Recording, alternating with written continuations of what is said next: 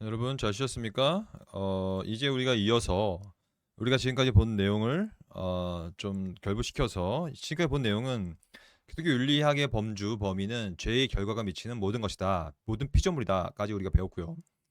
이제는 좀 더 그것을 국한시켜서 그럼에도 불구하고 가장 강력한 범위 안에 있는 것이 바로 우리 인간 행동하는 주체다라는 얘기를 좀 더 드리려고 합니다. 일단 윤리를 범주를 얘기할 때 흔히 쓰는 표현이 있는데 이게 뭐냐면 개인 윤리와 사회 윤리라는 표현이에요. 이건 아마 여러분도 많이 들어봤을 텐데 그러면 이 개인 윤리라는 것이 이게 오해 중에 하나가 뭐냐면 개인 윤리는 행동하는 주체를 포함하고 그게 인간이겠죠? 하지만 사회 윤리에는 행동하는 주체가 포함되어있지 않고 그냥 사회적인 것을 말하는 것이다. 좀 더 이것을 구조주의라고 하는데 좀 구조적이고 어떤 이런 것들을 이제 얘기하는 것이다라는 말을 해요. 근데 저는 그것을 잘못됐다고 보는 입장입니다. 왜냐하면 물론 개인 윤리는 개인한테 집중되는 게 맞고 개인의 규범적 행동, 주체적인 행위에 대한 것을 다루는 것은 맞아요. 그리고 사회 윤리도 구조적으로 사회 속에서 나타나는 윤리들을 다루는 것도 맞아요. 하지만 그럼에도 불구하고 여러분 사회라는 건 뭡니까? 사회는 개인의 모음이 사회 아닙니까? 이것을 이제 그림으로 그리면 이렇게 그릴 수 있겠죠? 즉 사회 윤리라는 것은요. 개인과 너와 나와 1인칭, 나와 너와 2인칭, 3인칭, 그와 그녀와 3인칭 복수, 그녀와 그녀들과 그들과 그녀들과 또한 1인칭 복수, 우리 모두 즉 모든 인칭적 존재가 복합적으로 소위 영어로 하면 컬렉티블리하게 컬렉티브 즉 뭡니까 모인다는 얘기죠. 그냥 working together 하는 거예요. working together 그렇죠. 그것이 이제 사회라는 거예요. 그러므로 개인이 없으면 사회는 없는 것이고 개인에 근거하지 않는 사회는 없는 것이기 때문에 굳이 이것을 개인 윤리와 사회 윤리로 날카롭게 구분할 필요가 있는가의 문제가 여기 들어가는 것이고 물론 구조적으로 사회만이 가지고 있는 구조가 있음에도 불구하고 여전히 사회도 개인이 총합체가 사회가 되기 때문에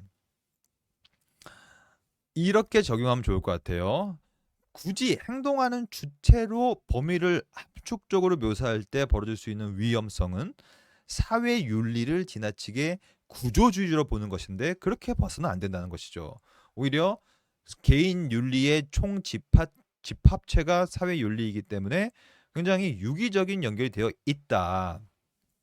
이것을 제가 정말로 좋아하는 헤르만 바빙크의 신칼빈주의 입장에서 좀 설명드리면 여러분 신칼빈주의라는 것이 굉장히 개인 윤리, 사회 윤리, 개인 신학, 사회 신학 이런 얘기를 되게 아주 효과적으로 했던 전통이거든요. 그러면 여러분들이 아시다시피 신칼빈주의라는 게 있지 않습니까? 그러니까 신칼빈주의는 누가 뭐래도 이거는 굉장히 더치스럽잖아요. 네덜란드스럽다는 얘기죠. 이 신칼빈주의가 얘기했던 여러 가지 모토들이 있는데 캐치프레이즈들이 있단 말이죠. 그 중에 바빙크가 많이 썼던 것은 뭐냐면 바로 다양성과 통일성의 문제거든요. 요 문제. 즉 모든 것은 다양하다. 그래서 심지어 우리가 여기 본 것처럼 사회라는 윤리 안에는 개인적인 윤리들이 포함되어 있기 때문에 뭐 한국 윤리, 뭐 미국 윤리, 아프리카 윤리, 또 전라도 윤리, 경상도 윤리, 서울 윤리, 부산 윤리 뭐 개인적인 것들이 너무나 많을 거 아닙니까? 각각의 개인들이 다 서로 다르니까 디스팅트한 거 아닙니까? 인디비주얼하고 인디펜던트하고 그런 느낌들이 분명히 있는 거예요.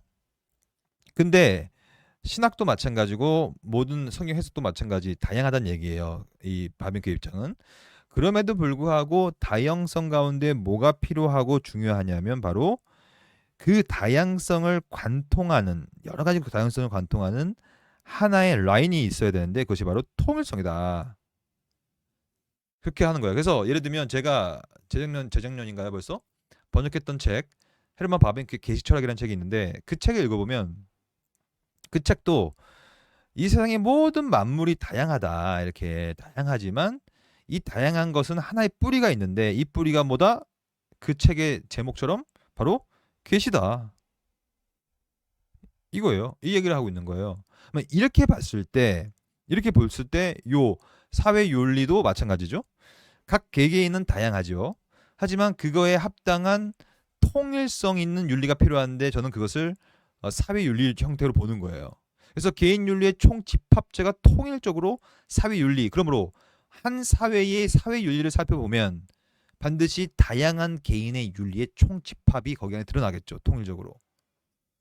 그렇게 좀 이해하는 것도 도움이 되겠다 싶습니다. 무슨 말인지 알겠죠? 사실 2021년 올해가요. 바빙크 500주년 500주년 100주년이거든요. 워필드도 100주년이고 카이퍼는 벌써 이제 지나갔고 100일주년이 되겠죠. 그러므로 지금 사실 현대 시대 이제 지금 지금 이제 9월 달인데 올해 11월 정도가 되면 제가 또 최근에 번역했던 헤르만 바빙크의 전기 제임스 에글린턴 저기 에딘버러에서 가르치고 계시는 제임스 에글린턴이 썼던 크리티컬 바이오그래피 그 바빙크의 비평적 전기라는 책을 제가 번역을 다 끝냈고 출판사에 넘겼거든요. 출판사가 지금 편집 중에 있고 11월 중에 나온다고 합니다. 그 책을 읽어보시면 그 책에서도 바빙크의 인생을 쭉 보면서 얼마나 다양성 가운데 통일성을 강조했는가가 잘 드러난 책입니다. 그러므로 저는 개인적으로 개인 윤리와 사회 윤리의 유기적 통일이 더 중요하다라고 입장을 갖고 있고 하지만 또 어떤 사람들은 개인 윤리와 사회 윤리를 좀 더 구분시키고 좀 나누는 경향이 있는데 꼭 그럴 필요는 있나라는 생각을 저는 갖게 되는 것입니다. 그러면 지금까지 우리가 봤던 내용 결국에는 행동하는 주체 그리고 환경, 피조 세계 모든 것이 범위라면 이제 그 범위를 어떤 식으로 채워나가고 어떤 식으로 그 범주 안에서 우리가 윤리적인 행동을 취해야 되는가를 좀 보려고 합니다. 그래서 그것을 어떻게 볼 거냐면 좀 더 포괄적인 차원에서 윤리학과 교의학의 관계성 내에서 이 내용을 좀 다루려고 합니다. 그러면 여러분, 이 윤리학과 교의학은 어떠한 관계가 있을까요? 이 기독교 윤리라는 이 수업은 조직 신학이라는 분과 내의 과목입니다. 그럼 왜 여러분 조직 신학과 교의학의 그럼 차이는 뭡니까? 조직 신학은 systematic theology라고 불리는데 그것은 북미 용어예요. 북미라는 것은 미국과 캐나다를 말합니다. 그래서 미국과 캐나다에서는 교의 신학을 systematic theology라는 조직 신학이라는 표현을 씁니다. 총시는 북미 전통을 받아서 조직 신학이라는 말을 쓰죠. 근데 유럽에 가면 systematic theology라는 말을 거의 안 쓰고 같은 의미를 가진 하지만 다른 표현을 쓰는 건데 그것이 바로 ethic 아니죠 dogmatics예요. dogmatics는 한글로 말하면 교의학이에요. 그래서 북미 전통보다 유럽 전통을 더 강조하고 있는 뭐 그렇게 볼 수는 없지만 그런 느낌을 가지고 있는 고신만 해도 고려신학대학원 천안에 있는 거기만 해도 조직신학이라는 말을 쓰지 않고 교의학이라고 씁니다. 그래서 교의학 교수 뭐 이렇게 써요. 자기 표현할 때도. 그게 이제 유럽에서 공부하신 분들이 많아서 그런 것 같기도 합니다. 하지만 결론은 말씀드리면 교의학과 조직신학은 같은 거예요. 이름만 달라요. 그러니까 표현 방식만 다른 겁니다. 그러면 이 교의학 내에 우리가 알다시피 7개의 강론들이 있지 않습니까? 뭐 처음에 시작은 언제나 서론, 계시론으로 시작하죠. 그래서 계시론, 서론을 시작하여서 신론, 인간론, 기독론, 구원론, 교회론, 종말론 이렇게 7개 강론이 있는데 그 중에 하나, 그 7개 조지신학 강론은 아니지만 그 7개의 조지신학 강론의 실천 지점이 바로 윤리학이에요. 그러면 그것을 어떻게 인과율로 볼 수 있는가? 인과율은 바로 요게 가장 효과적이에요. 그래서 교의학은 뿌리죠, 뿌리. 그러니까 뿌리를 든든히 할 때 신학적인 뿌리를, 그리고 신학적인 뿌리는 다른 말로 하면 성경의 가르침을 이해하는 것이죠. 왜냐하면 교의학과 조신학은 그 기본 컨셉 자체가 성경의 가르침을 체계화시킨 거기 때문에 그렇습니다. 그래서 그렇게 성경의 가르침을 체계화하고 교의학과 조신학을 세워 나가다 보면 이 뿌리가 든든하면, 그렇게 하지 말라 그래도 이 뿌리가 든든한 나무는 반드시 뭘 맺습니까? 열매를 맺죠. 이 열매가 윤리학인 거예요. 그러니까 어떻게 열매를 맺을까까지도 포함되죠. 왜냐하면 기독교 윤리는 기본적으로 윤리학적인 법칙과 원리들을 먼저 알아야 되니까. 그러므로 마태복음 7장 17절과 20절 산상수훈 마지막 표현이죠. 좋은 나무마다, 다른 말로 하면 좋은 조직신학마다, 좋은 성경의 가르침마다 아름다운 열매, 아름다운 윤리학을 맺고, 나쁜 신학은 나쁜 윤리학을 맺나니, 왜냐하면 아는 대로 행한다면 잘못 알면 잘못 행하기 마련이니까요. 그러므로 그들의 열매로 그들을 알리라. 저는요, 요즘도 그런데 막 신학 갖고 싸우잖아요. 막 뭐 개혁 신학이 옳고 아니면 뭐 감리교가 옳고, 또 감리교 뭐 로마 가톨릭이 맞고 뭐 웨슬리안이 맞고 막 엄청 싸우잖아요. 그래서 우리가 더 성경적이고 우리가 더 진리를 갖고 있고. 근데 이 본문에 저는 의거하여 결국에는 이렇게 말을 했으면 좋겠어요. 그래, 좋아. 니네가 좋아. 니네가 맞아. 니네가 진리가 있는 건 맞다고 생각해. 그렇다면 그거에 대한 이 열매를 내놔봐. 너희 교단에 속한 교회와 사람들과 모든 일에 윤리적 열매가 있는지를 보여줘봐. 그러면 내가 그렇게 알아줄게. 그리스도가 길을 지나가십니다. 무화과 나무를 봐요. 무화과 나무에 무화과가 하나도 없어요. 찍어, 던져, 불에 넣어 살라버리라. 무서운 말씀이죠? 결국에는 아무리 신학이 든든하도 해도 열매가 없으면요, 결국에는 든든한 신학이 아닌 것이죠. 그 관계성이거든요. 이것을 우리 개인의 삶에 적용시켜 봅시다. 여러분들 3학년이시죠? 뭐 공부 열심히 이제 하고 계시겠죠? 앞으로도 이때까지 하셨겠죠. 이제 앞으로도 또 하실 거 아닙니까? 근데 삶에 열매가 없는 거예요. 그러니까 즉 열매는 다른 말로 하면 성화를 갖는다는 것인데, 성화는 한마디로 표현하자면 뭐냐면 구별이에요. 구별. 그러니까 뭔가 달라져야 되는 거예요. 최소 생각이라든지 아니면 생각으로 인하여 내 행동과 삶이 바뀌지 않으면 그것은 열매가 없는 거라고 치부할 수밖에 없습니다. 불에 던져서 넣어버려야 돼요. 그런 차원에서 총신신학, 저는 건전하다고 봐요. 신학 자체는. 근데 그것을 그 신학을 펼쳐나가는 사람들이 저는 문제가 크다고 보는 입장이거든요. 그래서 그 괴리감이 분명히 있는 거예요. 그래서 아니면 제대로 된 신학은 있는데 그것을 모르는 거예요, 사람들이. 공부를 안 해가지고.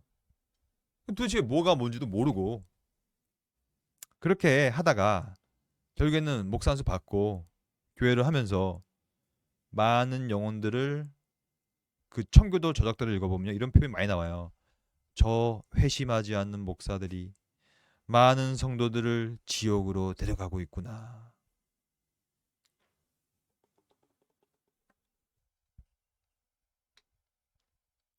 너무 안타까운 말 아닙니까? 그러면 여러분, 남을 욕할 거 없어요. 저도 마찬가지고요. 나를 봐야 돼. 자기 자신, 네 눈에 있는 대드보나 봐라, 이 얘기 아닙니까?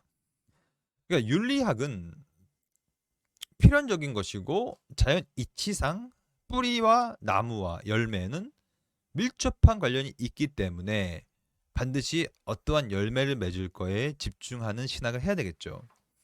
근데 이 철학 역사상 또한 윤리학 역사상 그럼 어떤 식으로 열매를 맺을까에 대해서는 의견이 분분했습니다. 그래서 지금부터 의견이 분분한 내용들을 좀 보려고 합니다. 일단 윤리학은 크게 봤을 때 또 철학적 윤리학과 기독교 윤리학으로 나눌 수가 있는데, 이건 뭐냐면 19, 20세기 그 전에 18세기부터, 엄밀히 말하면 17세기 후반부터라도 볼 수 있어요. 르네상스와 계몽주의 철학이 들어왔죠. 이 계몽주의 철학의 핵심은 뭐냐면 인간을 굉장히 자유로운 인간으로 만드는 거예요. 그래서 내 이성과 내 판단과 내 의지를 사용하여서 내가 스스로 뭔가를 주체적으로 할 수 있다. 그것이 바로 데카르트부터 시작됐는데, 데카르트가 했던 유명한 말 cogito, I think, 내가 생각한다. cogito ergo, ergo는 therefore, 그러므로, 그렇기 때문에 sum, I am, 내가 현존한다, 존재한다. 즉 내가 자유롭게 생각할 때만이 나의 존재가 나의 생각을 통하여서 결정되고 규정되는 거예요. 굉장히 자유로운 인간이 되는 것이죠. 그리고 인간이 주도적 주체가 되는 것이죠. 그러므로 계몽주의 철학이 가득했을 때는 열매를, 아까 우리가 봤던 열매를 맺기 위해서도요, 자기 스스로 맺어가는 거예요. 열심히 다요.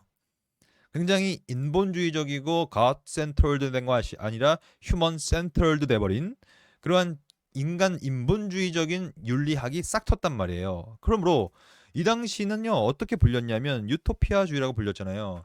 인간 스스로가 능력이 있기 때문에 열심을 다하여 윤리적인 행위를 하다 보면 이 세상은 유토피아 같은 이상주의 사회가 될 것이다. 그것이 바로 이제 자율적 인간관에 근거한 철학적 윤리가 아니고, 이것들이 근대를 지배했어요. 하지만 기독교 윤리학은 그 반대가 됩니다. 그 반대가 뭐냐면 우리는 자유롭지 못하다는 얘기예요. 왜 자유롭지 못하냐면 우리는 규범이라는 곳에 속해 있는데 그 규범은 성경이에요.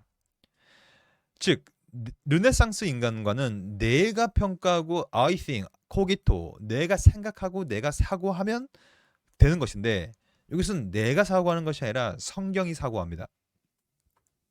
또한 하나님이 사고하시죠. 하나님의 사고의 결과물인 계시, 그 계시가 우리의 규범을 결정하고 그것을 규범적 결정론이라고 하죠. 그래서 거기에 우리는 의존하는 거예요. 의존. 이거는 이제 박윤선 목사님이 자주 썼던 표현인데, 계시 의존사색. 계시에 의존하여 우리는 거기에 순응하는 인간이 되는 것이죠. 그것이 바로 그렇게 하다 보면 열매를 맺게 된다는 얘기예요. 즉 이것을 봤을 때 보십시오. 수능적 인간과는 요 뿌리와 교이야. 이게 이제 성경이에요, 바이블. 이게 또한 교리, theology야 그 자체고요. 그러면 열매를 맺는 방식은 수능적이기 때문에 이 말씀으로부터 이 물관과 체관, 여러분 식물 시간에 배웠지 않습니까? 생물 시간에 물관과 체관을 통하여 영양분이 물과 체관을 통하여 이렇게 올라가는 거 아닙니까? 쭉쭉 올라와요. 그래서 요 열매와 요 뿌리가 유기적으로 연결되는 거, 이렇게 유기적으로 따따따따따. 그리고 이 열매는 요 뿌리에 물과 영양분이 없으면 자랄 수가 없는 구조를 갖고 있는 것이죠. 이게 수능적 인간관, 이게 기독교 윤리가 말하는 인간관이에요. 하지만 이 르네상스 인간관은요, 뿌리가 뭔 상관없이 내가 주체적으로 자유롭게 되는 거예요, 스스로. 이 관계성이거든요. 이 의존이라는 말은요, 그러므로 기독교 윤리학에서는요 굉장히 중요한데, 그래서 마르틴 루터 같은 제1세대 개혁파 신학자, 물론 이제 개혁파라고 볼 수는 없죠. 왜냐하면 로마 가톨릭 사제였고 루터파의 어떤 전신이었지만, 그래도 이제 제1세대 종교 개혁자라고는 볼 수 있죠, 마르틴 루터. 루터 같은 경우에는 이 The Bondage of the Will, 노예, 의지의 노예, 노예 의존이라는 책 썼잖아요. 결국에는 우리가 인간이 어찌 감히 그 하나님으로부터 전적으로 자유로울 수 있는가의 문제를 다룬 거예요. 그러니까 죄라는 거는 우리가 아까 본 것처럼 계속해서 여호와 앞을 떠나려고 하는 게 죄거든요. 여호와 앞을 떠나는 거예요, 계속. 그래서 왜 떠나냐면 아까 우리가 봤던 자율적 인간이 되고 싶어 하는 거예요. 하나님으로부터. 거기서부터 윤리를 시작하려고 하는 것이죠. 근데 여러분 그게 과연 됩니까 그게? 그게 되겠어요 그게? 우리는 하나님으로부터 떠나면요. 결국 기껏해 하는 게 뭐예요? 무기 만들어서 사람 죽이는 거예요 그냥. 죄를 더 확산시키기 마련이고 증식하기 마련이고 죄의 절정으로 치달아가기 마련인 것입니다. 그래서 기독교 윤리라는 것은 자유롭게 되는 것이 아니라 오히려 하나님의 말씀에 의존하는 경향. 근데 거기서 끝나면 안 되고요. 하나님의 말씀에 의존하면서 그것은 진리인데 그걸 그렇게 진리에 우리가 가까이 갈 때 어떻게 됩니까? 진리가 너희를 자유케 하리라. 진리로부터 나오는 자유를 추구하는 게 기독교 윤리입니다.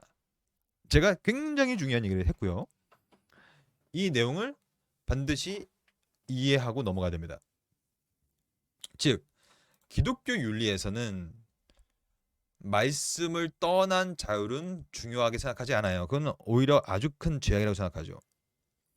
오히려 기독교 윤리는 우리가 계시와 규범에 근거하여 거기에 의존할 때 진리가 우리에게 또 자유 주는 관점이에요. 그래서 어떻게 자유를 주냐면 피난처를 주죠. 피난처로 가가지고 거기에서 폭풍과 광풍을 피하는 시간. 예를 들어 볼게요.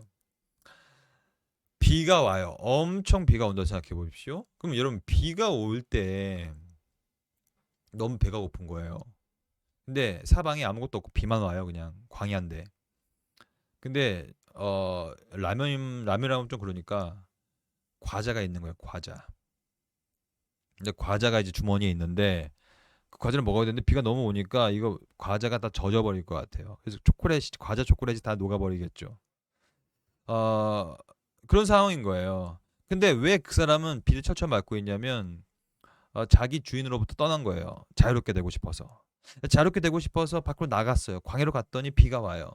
근데 비가 오니까 자유로울 줄 알았는데 과자도 제대로 못 먹고 이제 비가 오니까 이거 어떻게 피할 데가 없으니까 아무것도 날 구해줄 사람이 없고 그래서 자유로울 줄 알고 주인으로부터 떠나서 나는 이제 노예가 되기 싫어요 하고 떠났는데 나가보니 더 속박되어지고 더 제한되어지는 것을 발견한 거예요. 근데 여러분 그때 주인이 오셔가지고 큰 우산을 갖고 와가지고 딱 씌워주는 거예요. 그러면 큰 우산 밑에 있으면요 비는 안 맞잖아요. 그래서 그 비를 안 맞는 상황 속에서 주머니에 있는 과자를 빼서 까가지고 초콜릿이 젖지 않은 상태로 먹을 수 있게 되는 거예요. 근데 우리는 그러므로 그 주인의 우산에 의존한 상태죠. 근데 의존한 상태라고 해서 우리는 자유를 빼앗겼습니까? 아니죠. 그 주인의 큰 우산 밑에 그것을 저는 피난처로 보거든요. 진리가 주고 있는 피난처. 그 피난처 밑으로 우리가 들어갈 때 우리에겐 진정한 자유가 임하는 것입니다. 이제 그 안에서 피난처 안에서 자유롭게 과자도 먹고 즐기고 거기 안에서 이제 뭐 다 할 수 있겠죠. 뭐 모든 거를 할 수 있는 것. 그게 여러분 진리가 우리에게 주는 자유입니다.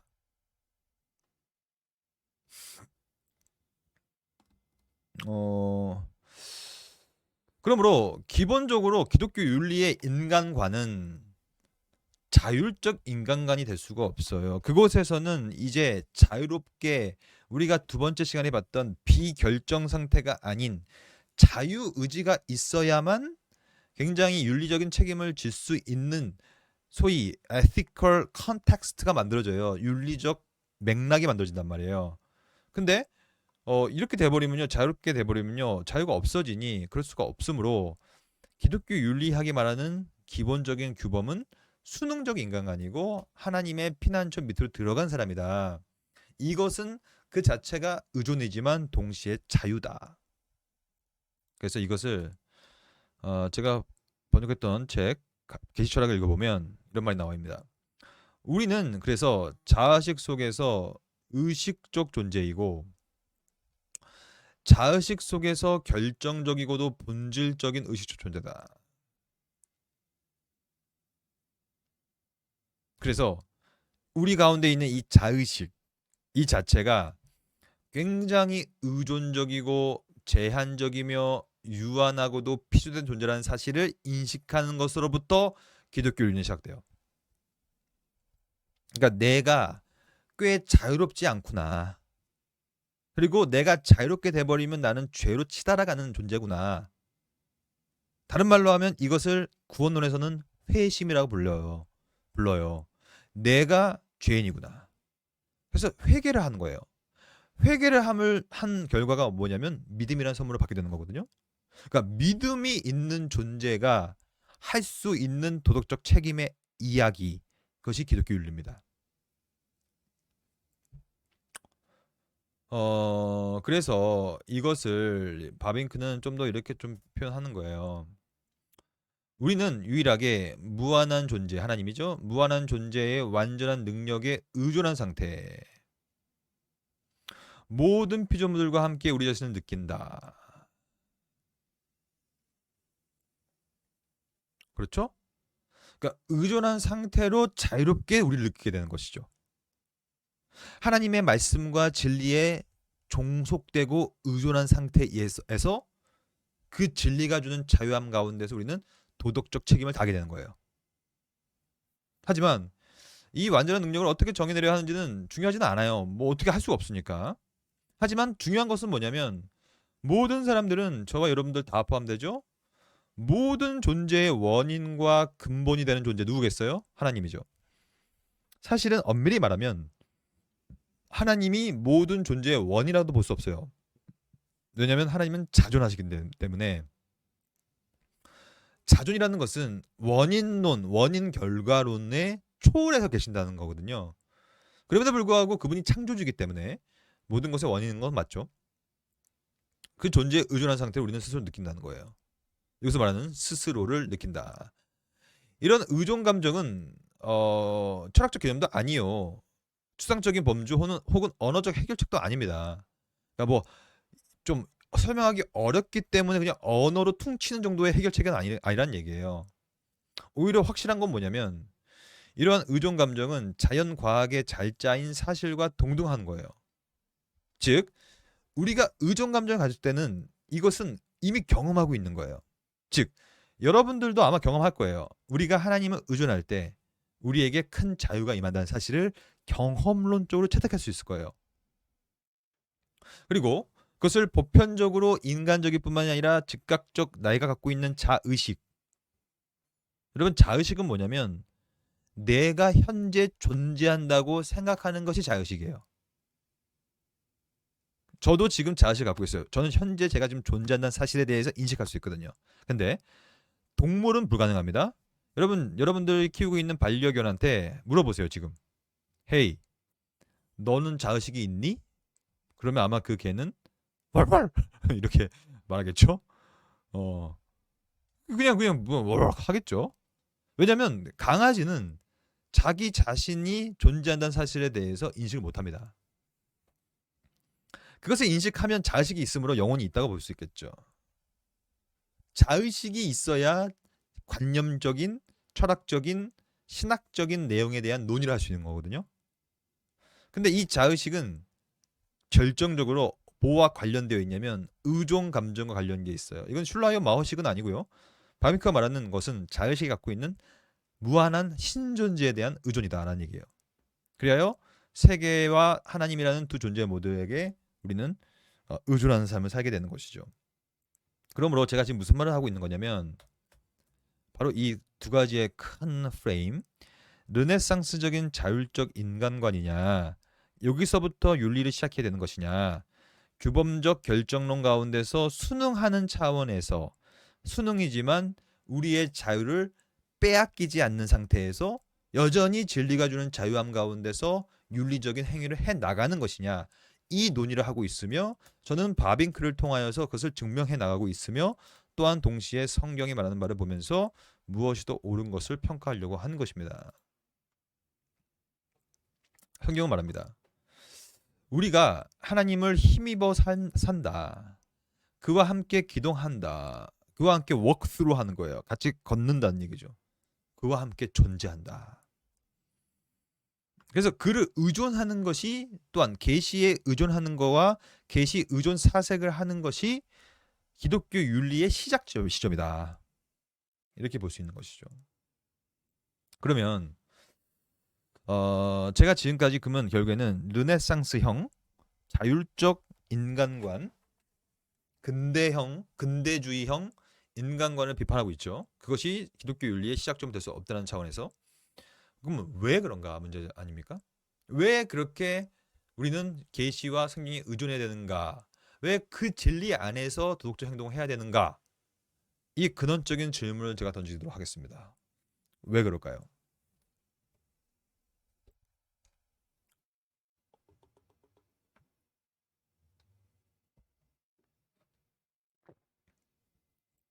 그 이유는요. 바로 죄 때문에 그렇습니다. 즉 인간관은 결국에는 인죄론을 어떻게 이해하느냐에 따라서 결정됩니다. 예를 들면 로마 가톨릭 교회를 봐도요. 로마 가톨릭 교회의 인간관은 부분적 박탈설이를 갖고 있거든요. 제가 쓴 책 성화 균형 있게 이야기라는 책을 읽어보시면 로마 가톨릭이 말하고 있는 인간관을 잘 제가 적어놨거든요. 여러분 한번 읽어보시면 좋을 것 같고, 인간관을 정확히 이해해야, 또 다른 말로 하면 인죄론을 정확히 이해해야 성화론과 기독교 윤리를 정확히 이해할 수가 있는 거예요. 왜냐? 그 윤리적 행위를 하는 인간이 과연 누구냐를 정확히 알아야 되기 때문에 그렇습니다.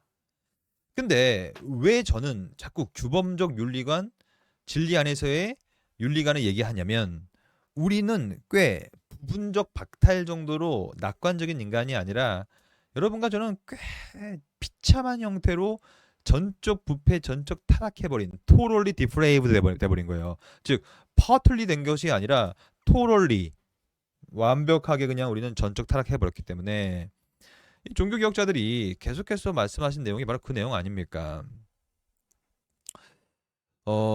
이 파렐, 칼빈, 뭐 베자, 뭐 존 낙스 이 모든 분들은 얼마나 인간이 부패했는가를 계속해서 논증해 왔었고, 그러므로 개혁파 윤리학은 인간이 얼마나 타락한 인간인가로부터 시작할 수밖에 없는 거예요. 생각해 보십시오. 인간이 이렇게 전적 타락했는데 어찌 감히 자유롭게 할 수가 있겠어요. 그래서 안 되는 거예요. 이쪽은 계몽주의 철학은 그런 차원에서 오히려 우리가 너무나 타락했기 때문에 우리는 계시에 의존하지 않고서는 안 된다는 입장을 가질 수밖에 없는 거거든요. 그리고 그것이 바로 성경의 가르침이기도 하고요.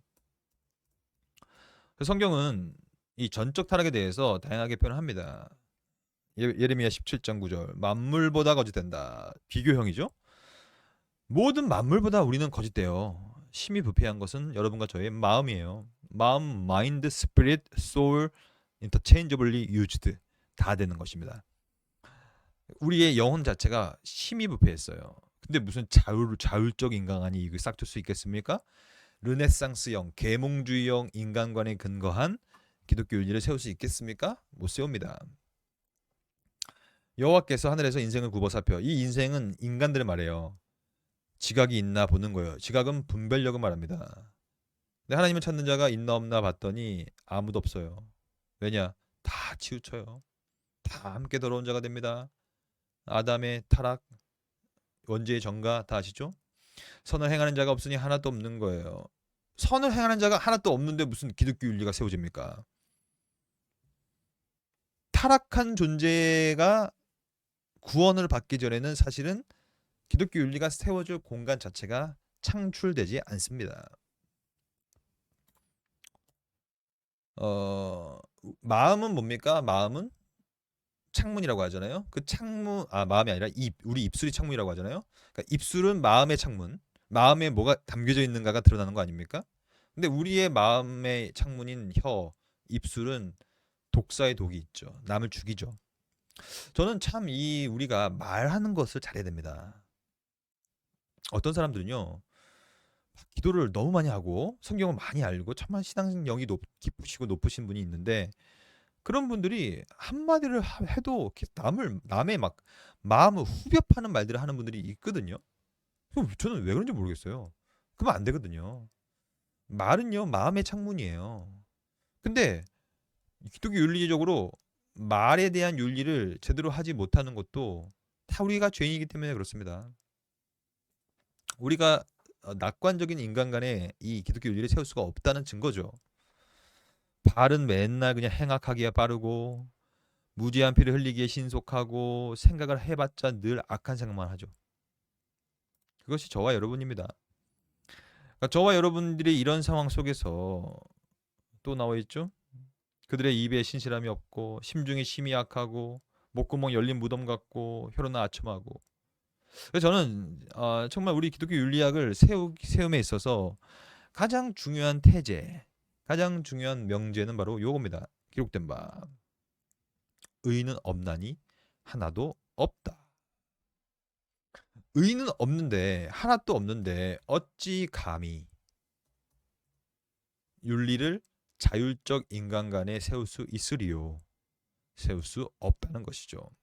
오히려 우리에게 필요한 것은 우리의 죄성, 전적 타락, 전적 부패, 전적 사망에 빠져버린 우리의 본성을 교정시켜줄 계시에 의존하는 방법 외에는 없다.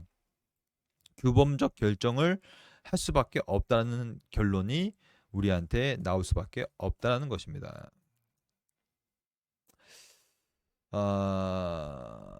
그래서 이 칼빈의 말을 좀 들어볼까요? 칼빈도 전적 타락을 얘기할 때 홍수를 비유로 듭니다.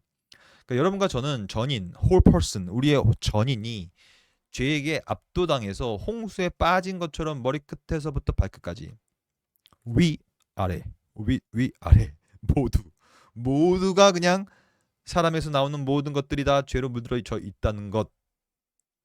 여기서부터 기독교 윤리 시작됩니다. 그러니까 비참하기 때문에 우리에게 필요한 건 계시요, 우리에게 필요한 건 은혜다라는 것으로부터 시작하는 것이 기독교 윤리예요.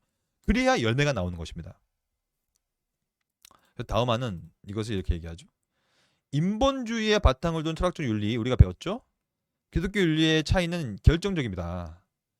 무엇을 해야 하고 하지 말아야 할지 이거는 나의 자유를 결정하는 것은 내 스스로가 아니라 우리는 그래서 규범적 결정론인 거예요.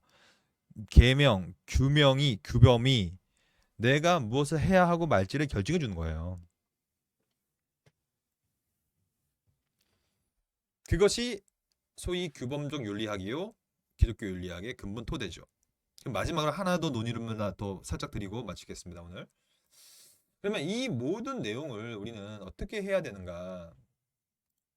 우리는 지금 여전히 기독교 윤리에 대한 특수성을 보고 있죠.